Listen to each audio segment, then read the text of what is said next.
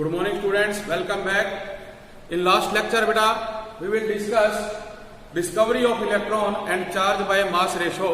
Today we discuss positive rate discovery of proton. तो बेटा electron की डिस्कवरी के बाद जो साइंटिस्ट थे वो प्रोटॉन की डिस्कवरी के अंदर लग गए। और जैसा कि बेटा हमने ये देखा भी जो मैटर है ये कहा गया भी ये इलेक्ट्रिकली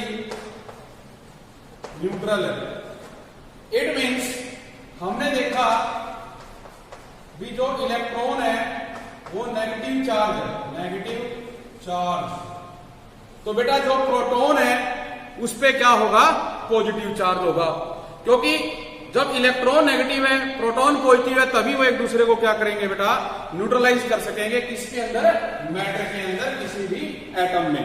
तो इसके लिए बेटे इन 1886 गोल्डस्टीन जो साइंटिस्ट थे उन्होंने एक्सपेरिमेंट परफॉर्म किया after the discovery of electron, जो कि बेटे हमने देखा था। इसके लिए उन्होंने क्या किया, एक डिस्चार्ज ट्यूब ली बेटे ग्लास की, जिस तरह से कैथोड जो रेज थी उसके लिए ली गई थी। इसके अंदर 2 इलेक्ट्रोड लिए, उसी तरह बेटा कैथोड और एनोड। बट इस टाइम उन्होंने जो कैथोड है उसकी जगह पे एक ये परफोरेटेड कैथोड जो है इलेक्ट्रोड उसका इस्तेमाल किया। जो परफोरेटेड कैथोड इलेक्ट्रोड है बेटा, इसको परफोरेटेड नाम क्यों दिया गया, क्योंकि इसके अंदर होल्स और कैनाल्स प्रोड्यूस थे बेटे, ये प्रेजेंट थे, ये देख सकते हो आप यहां पे इसके अंदर। फिर इन्होंने बताया भी जो कैथोड है वो नेगेटिवली चार्ज है, जो बेटा एनोड है वो पॉजिटिवली चार्ज है। अब इस ट्यूब के अंदर जो प्रेशर है उसे मेंटेन करने के लिए ये एक लगाया गया बेटा वैक्यूम पंप, भी वो कम या ज्यादा करना हो तो हम इससे करेंगे। इसके बाद बेटा इन दोनों इलेक्ट्रोड को साइंटिस्ट ने क्या किया, ये एक हाई वोल्टेज जो बैटरी है उसके साथ कनेक्ट करवाया, क्योंकि जब हम ये हाई वोल्टेज करंट पास करेंगे तभी यहाँ पे क्या होगा बेटा, जो लाइट रेज है वो प्रोड्यूस होंगी। इसके बाद देखिए जब बेटा हाई वोल्टेज करंट दिया गया तो ये तो हमें पता ही है भी जो कैथोड रेज है वो प्रोड्यूस होगी कहां से, कैथोड से। तो इसी के साथ बेटा साइमल्टेनियसली अब क्या हुआ, जो एनोड है वहां से भी जो लाइट रेज है वो प्रोड्यूस होनी स्टार्ट होगी साइमल्टेनियसली विद कैथोड रेज।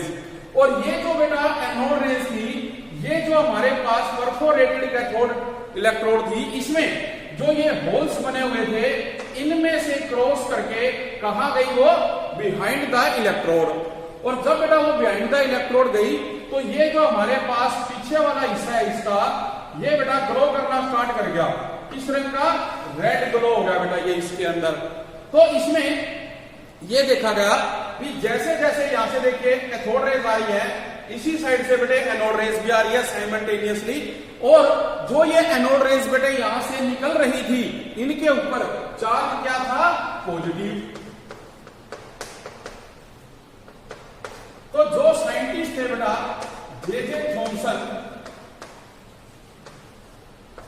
उन्होंने कहा भी जो हमारे पास एनोड है ये पॉजिटिव चार्ज कैरी करती है, मतलब जो एनोड रेज है ये पॉजिटिव चार्ज कैरी करती है, और जो प्रोटॉन है, प्रोटॉन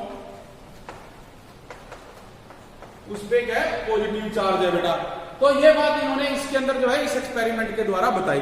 तो जब बेटा इसको सारे को उन्होंने क्या किया, डिस्कस किया, तो देखिए उन्होंने कहा भी जिस तरह से कैथोड रेज जब प्रोड्यूस हुई थी तो उसके कुछ कैरेक्टरिस्टिक्स थे, तो उसी तरह से जब अपने पास बेटा डिस्कवरी ऑफ प्रोटॉन हुई, जो पॉजिटिव रेज प्रोड्यूस हुई बेटे, तो इसके भी कुछ कैरेक्टरिस्टिक्स थे।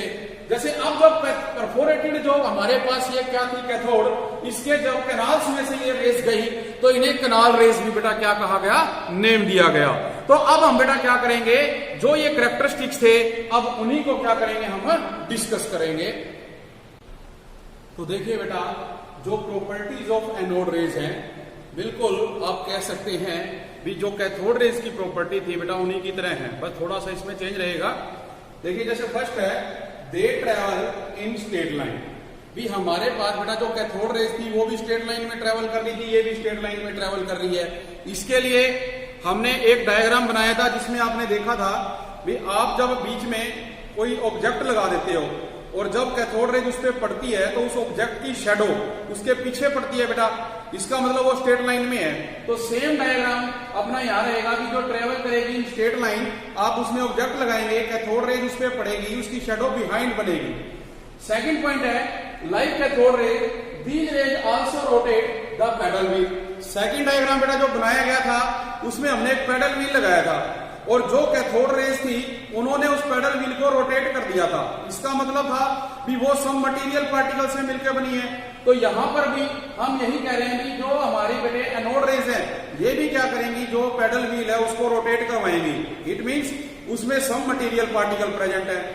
थर्ड पॉइंट है बेटा they produce heating effect and possess some kinetic energy. हमने देखा भी जो बेटे कैथोड रेज थी पहले वो कहां जाती थी, एनोड रेज पे, तो वहां पे ग्रीन ग्लो होता था। इसमें क्या हुआ बेटा, जो हमारी एनोड रेज है वो कहां गई, परफोरेटेड कैथोड से कैथोड पे गई जहां पे रेड ग्लो हुआ। इट मींस वहां हीटिंग इफेक्ट प्रोड्यूस हो रहा है। और जब हीटिंग इफेक्ट है तो उनके जो पार्टिकल्स है बेटा उनमें सम काइनेटिक एनर्जी भी प्रेजेंट होगी। फिर एक डायग्राम आपने बनाया था किसका, जिंक सल्फाइड स्क्रीन का, और हमने कहा था भी वो उसके ऊपर जाके पार्टिकल क्या करते हैं, स्ट्राइक करते हैं। तो वही चीज है बेटा भी they produce these raise flashes of light on zinc sulphide screen. भी इसकी जो लाइट के फ्लैशेज है बेटा वो जिंक सल्फाइड स्क्रीन के ऊपर जाके क्या करते हैं, स्ट्राइक करते हैं। इसके बाद अब जब ये एनोड से प्रोड्यूस हो रहे हैं बेटे तो हमने कहा भी एनोड पे क्या है, पॉजिटिव चार्ज, इसलिए these raise carry positive charge. Next step है बेटा these rays can pass through thin metal foil.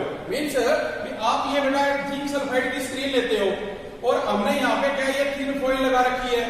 आपने देखा कि ये रेज इसमें से आ रही है और जब ये इसमें से आएगी और ये जो थिन फॉइल है बेटा तो इसको ये पास करेगी और यहाँ से बेटा ये डिफ्लेक्ट हो सकती है।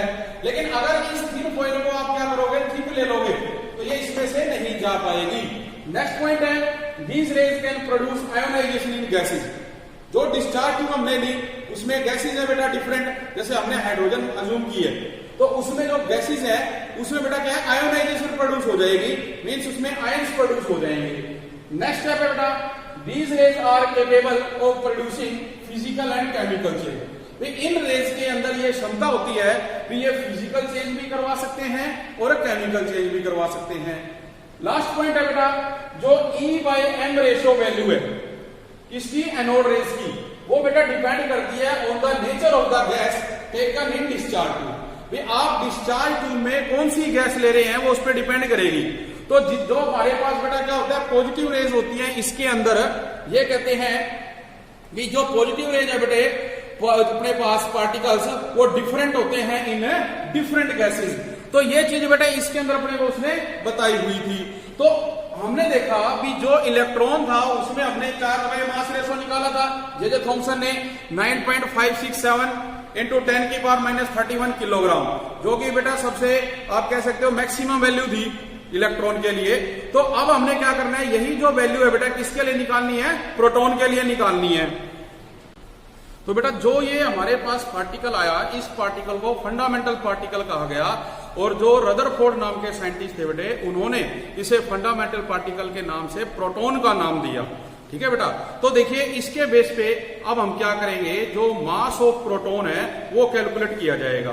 तो बेटे देखिए उससे पहले बताऊंगा कि हमने क्या देखा कि जो प्रोटॉन है वो क्या करता है बेटा, पॉजिटिव चार्ज कैरी करता है। और दूसरा बेटा इसकी जो वैल्यू है 1.6 10⁻⁻19 कोलम्स ये प्रेजेंट है और 1 यूनिट पॉजिटिव चार्ज रहेगी बेटा। नेगेटिव चार्ज हमने लिया था इलेक्ट्रॉन में और प्रोटॉन में आप क्या लोगे, पॉजिटिव चार्ज लोगे जिसकी वैल्यू ये है। तो जब आप क्या करोगे, मास ऑफ प्रोटॉन कैलकुलेट करोगे तो इसमें हमने क्या करना है, जो चार्ज है बेटा charge on proton divide by जो चार्ज बाय मास रेशियो है वो रखना है। तो चार्ज बेटा आपका है 1.6 10⁻⁻19 कोलम्स और ये वैल्यू थी 9.567 569 10 की पावर -31। तो आप जब बेटा इस वैल्यू को क्या करोगे, यहां से सोल्व करोगे, तो अपने पास जो इसका आंसर आएगा वो बेटा इसके अंदर रहेगा 1.76 इंटू 10 की पावर। तो बेटा जब इस वैल्यू को आप क्या करोगे, डिवाइड करोगे यहां पर, तो जो आपके पास वैल्यू आएगी वो आएगी 1.67 इंटू 10 की पावर 1.67 इंटू 10 की पावर -24। और हम इसके साथ बेटा जो इसकी यूनिट्स लगाएंगे वो यूनिट्स रहेगी इसकी ग्राम में, और आप इसको जब किलोग्राम में कन्वर्ट करेंगे, ये ग्राम है बेटा, और जब किलोग्राम में कन्वर्ट करेंगे तो ये वैल्यू हो जाएगी -27 किलोग्राम। तो इस तरह से बेटे जो मास ऑफ प्रोटॉन है अपने पास वो क्या होगा, कैलकुलेट हो जाएगा। इसके बाद आप क्या करेंगे, जो मास ऑफ प्रोटॉन है बेटा उसको निकालेंगे इन एटॉमिक मास यूनिट। ये तो मास ऑफ प्रोटॉन आ गया।